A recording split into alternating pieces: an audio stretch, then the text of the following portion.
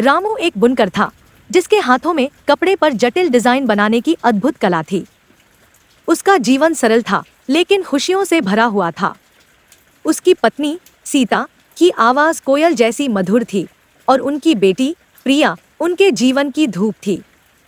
वे एक छोटे से लेकिन आरामदायक घर में रहते थे जहां करघों की आवाज और हंसी की गूंज हवा में भरी रहती थी। रामू दिन भर कपड़ों में सपने बुनता था जबकि सीता ऐसी धुनें गाती थी जो दिल को छू जाती थी और प्रिया एक बच्चे की बेफिक्री से नाचती थी।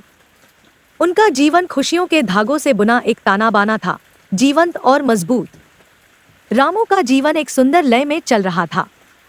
सुबह की धूप के साथ करघा चलता तो शाम को दिए की हल्की रोशनी में परिवार साथ बैठकर खाना खाता। प्रिया के गाने और नृत्य ने घर को त्योहारों जैसा आनंदित बना दिया था।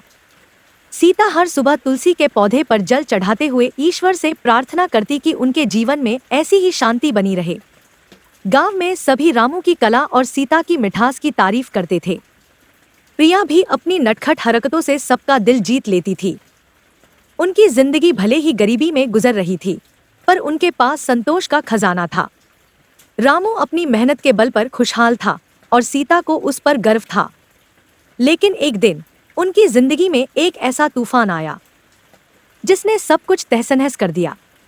गांव के कुछ ताकतवर गुंडे जो अपराध और क्रूरता के लिए कुख्यात थे, उनके जीवन में अंधेरा ले आए। ये लोग जो अपनी अमीरी और दबदबे के कारण कानून को अपने पांव तले रौंदते थे, रामू के परिवार को निशाना बना बैठे। गुंडों की नजर प्रिया पर पड़ी। उसकी मासूमियत और सुंदरता उन्हें बुरी नीयत से भर गई। एक रात जब रामू अपनी करघा दुकान पर था, वे लोग उसके घर में घुस आए।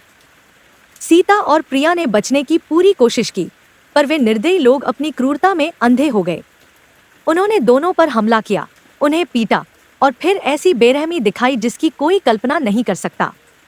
जब रामू घर लौटा तो उसकी आंखों के सामने जो दृश्य था उसने उसकी आत्मा को झकझोर दिया। सीता और प्रिया बुरी हालत में पड़ी थी। प्रिया की मासूम आंखें बंद थी और उसकी सांसें थम चुकी थी।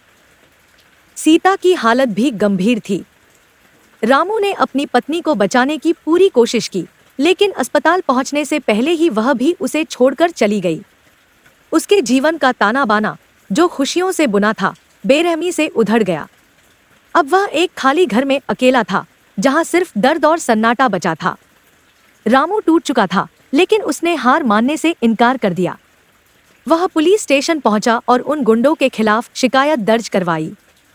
उसने अपनी पत्नी और बेटी के लिए न्याय की गुहार लगाई लेकिन कानून का पहिया धीमा था। जिन गुंडों ने उसका जीवन बर्बाद किया था वे अपनी ताकत और पैसे के बल पर खुलेआम घूम रहे थे। रामू को पुलिस के रवैये ने और निराश कर दिया।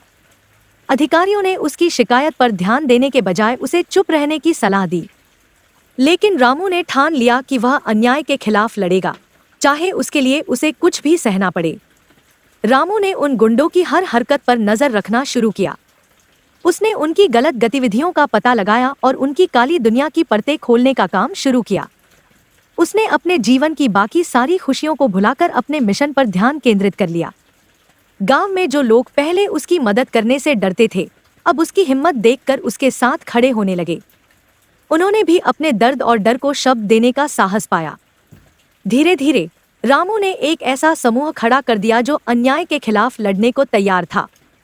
रामू ने मीडिया और मानवाधिकार संगठनों का सहारा लिया। उसने अपनी कहानी, अपने दर्द और अपने संघर्ष को उनके सामने रखा। उसकी सच्चाई ने लोगों को झकझोर दिया। पूरे देश में आक्रोश की लहर दौड़ गई। गुंडों की ताकत और घमंड टूटने लगा। पुलिस जो पहले निष्क्रिय थी, अब जनता के दबाव में सक्रिय हो गई। एक-एक करके गुंडों को गिरफ्तार किया गया और उनके अपराधों का पर्दाफाश हुआ। रामू ने न्याय पाने के लिए हिंसा का रास्ता नहीं अपनाया, बल्कि सच्चाई और धैर्य से लड़ाई लड़ी। उसका जीवन अब भी अपनी खोई हुई खुशियों की कमी महसूस करता था, लेकिन उसने अपने परिवार की स्मृति को न्याय दिलाकर सम्मानित किया।